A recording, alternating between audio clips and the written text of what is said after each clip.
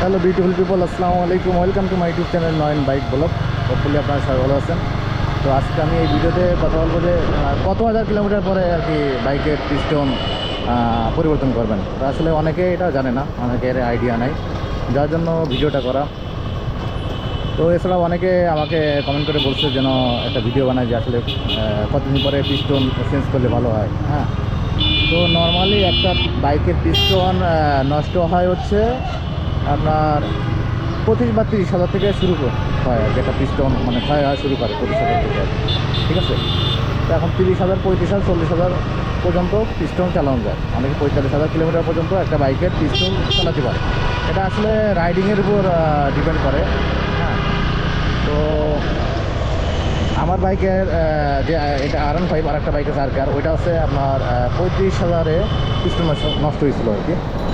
তো 35,000 না, 32,000-এ ঠিক পিস্টনটা নষ্ট হয়ে যায়। যাই হোক, এখন পিস্টন নষ্ট হয়ে গেলে আসলে কীভাবে বুঝবো যে আমার বাইকের পিস্টন নষ্ট হয়েছে? হ্যাঁ, তো এক্ষেত্রে হচ্ছে যে আপনার বাইকের মনে করেন প্রচুর মোবিল খাবে, আপনি মোবিল ঢালবেন, তারপরে কিন্তু মোবিল কমে যাবে আর কি। এখন যখন ড্রেন দেবেন তখন কিন্তু মোবিল কমে গেছে। হ্যাঁ, একটা মোবিল যেখানে যদি সিনথেটিক হয় সেটা 2500 কিলোমিটার যাওয়ার কথা ছিল, তাহলে তার আগে মনে করেন যে 500-600-তে কিন্তু ওনার মোবিল কমে আসছে। তো নর্মালি আছে যে আপনার একটা মোবিল ঢাললে আর কি, যদি আপনার 700 মিলি যদি কম পান, সেক্ষেত্রে ধরে নেওয়া যে পিস্টন ক্ষয় হতে শুরু করছে। হ্যাঁ, যদি একটা বাইকে 1000 মিলি বা 1 লিটার যদি মোবিল ধরে, সেক্ষেত্রে যদি আপনি 700 মিলি যদি কম পান, হ্যাঁ, তখন আপনি ধরে নেবেন যে আপনার বাইকের পিস্টন ক্ষয় হতে শুরু করছে। হ্যাঁ, তো এটা হচ্ছে একটা লক্ষণ।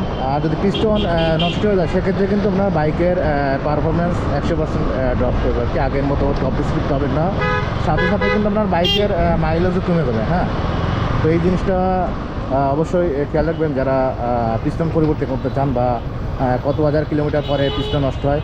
এখন কেউ যদি দ্রুত পিস্টন চেঞ্জ করতে চান, তাহলে হচ্ছে আপনার 25,000 থেকে 35,000-এর ভিতরে আপনার পিস্টন চেঞ্জ করে ফেলেন।